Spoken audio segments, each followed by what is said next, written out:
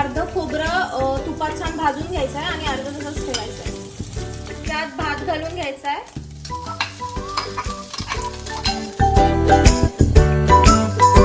2 वाटी भात घेतला होता, सो आपण 1 वाटी आज साखर टाकतोय.